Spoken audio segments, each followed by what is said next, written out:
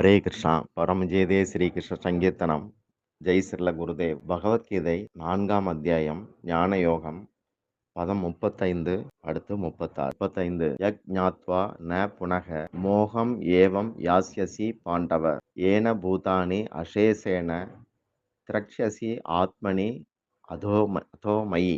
அர்ஜுனா, தத்துவதர்சியிடம் ஞானத்தை பெற்ற பின்னர் நீ மோகம் அடைய மாட்டாய். மேலும் அந்த ஞானத்தால் ஜீவராசிகள் அனைத்தையும் எனது அங்கமாக எண்ணில் காண்பாய். ஞான போதம் அப்படிங்கிறது மனம் வார்த்தைகளுக்கு அப்பாற்பட்டது.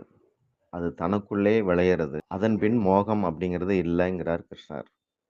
அர்ஜுனுடைய மோகம் இந்த போர்ல உறவினர்கள் மீதமின்றி மாண்டு போனால் மாண்டவருக்கு பிண்டமும் தர்ப்பணமும் யார் தருவார்கள்?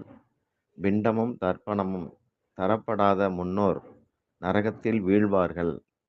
இப்படி ஒரு கருத்து அர்ஜுனனுக்கு உண்டு.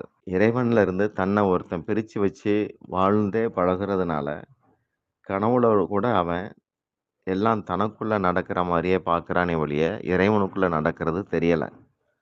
தான் தனது அப்படிங்கிற பார்வை உறக்க நிலையை குறிக்கும். விழிப்பு நிலையில லோகத்துல இறைவனை தவிர எதுவுமே கிடையாது. எல்லாம் அவரில் அடக்கம், அவருள் நடப்பது, அவரால் நடப்பது அப்படிங்கிறது தெரிய வரும். தத்துவ ஞானம் ஒரு முறை ஏற்படும். அப்பவே அஞ்ஞானம், மோகம் அப்படிங்கிறது அழிஞ்சு போயிடுது. இது திரும்ப திரும்ப நடக்க வேண்டிய அவசியம் கிடையாது. உலகம் ஜீவனுக்குள்ள அடக்கம், ஜீவன் பரமாத்மாவுக்குள்ள அடக்கம். தன்னையும் எதையும் உலகத்தோட பார்க்குற அஞ்ஞானி ஞானம் பெற்ற பிறகு உலக தனக்குள்ள பார்க்குறான். பிறகு பரமாத்மாவுக்குள்ள அனைத்தும் அப்படிங்கிற ஆத்ம போதம் கிடைக்கிறது. வாசுதேவ சர்வம் அப்படிங்கிற சொல், அந்த கோட்பாடு அவனுக்கு புரிஞ்சிருது. இறைவனை தவிர வேற எதுக்கும் இருப்பு இல்லை அப்படிங்கிறத புரிஞ்சுக்கிறான். இதான் இந்த சுலகம்.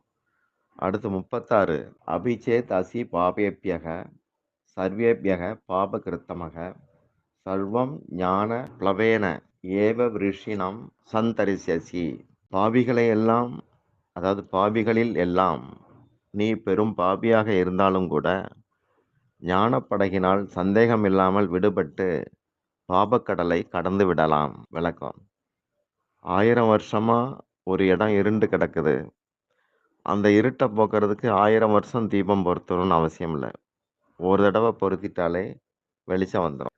அதே மாதிரி பரமாத்மா தத்துவம் உணரப்பட்ட உடனே சமபுத்தி, சமநோக்கு, பரோபகாரம் இதுகள்லாம் ஏற்பட்டு செயல்களில் பாப விளைவே இல்லாதவராக மாறிடுறாங்க. ஞானப்ளவம் அப்படிங்கிற வார்த்தை பரமாத்மா கூட இருக்கிற தொடர்பால் உண்டான ஞானத்தை குறிக்கிறது. நெருப்பின் தொடர்பால் எதுவும் நெருப்பாகிற மாதிரி இது. பரமாத்மா ஞான வடிவம். ஜீவனை ஞானத்தால் கரை சேர்க்க காத்திருக்கும் படகு பரமாத்மா, குறையற்ற படகு. பாப கிருத்தம அப்படிங்கிற சொல் மிகுதியான பாபங்களை கொண்டவனை குறிக்கும். பாபேபியக சர்வேபியக அப்படிங்கிறது பன்மை வார்த்தை, ப்ளூரல்ல இருக்கு. அப்படிப்பட்ட ஏராளமான பாபியர்களில் ஒரு பெரிய பாபியாக நீ இருந்தா கூட அப்படின்னு அர்த்தம். படகு நம்ம சம்சார கடல்ல இருந்து தாண்டுவிக்குது. ஆனால் படகு கடலை நாசம் பண்ணலை, பாப விளைவுகளிலிருந்து நம்ம கடத்துது. லோகம் பூராவும் பனி படர்ந்து இருந்தா கூட ஒரு சூரியன் முன்னாடி அது எடுபடாது, உடனே மறைஞ்சு போயிடும். பகவானின் இருப்பை ஏற்ற உடனேயே பாபங்கள் எல்லாமே நீங்கி போயிடுது அப்படிங்கிறது கருத்து. ஏன்னா பாபங்கள் எல்லாமே அசத். அது சத் முன்னாடி தலை தூக்க முடியாது. பாபம் அப்படிங்கிறது அழுக்கு, தூய்மையற்றது. ஞானம் அப்படிங்கிறது சத்து, அது தூய்மையானது. பாபங்களால் ஞானத்தை ஒன்றும் செய்ய முடியாது. அழியும் பொருட்களில் இருக்கிற இன்ப வேட்கை தான் ஞானத்துக்கு தடையாக இருக்குது. புலனின்ப நாட்டத்தால் தான் பரமாத்மா பிராப்தியில் நாட்டம், ருசி உண்டாகாமல் போயிடுது. இதனால் ஞானம் பெறுவது கடினமாக தோணுது.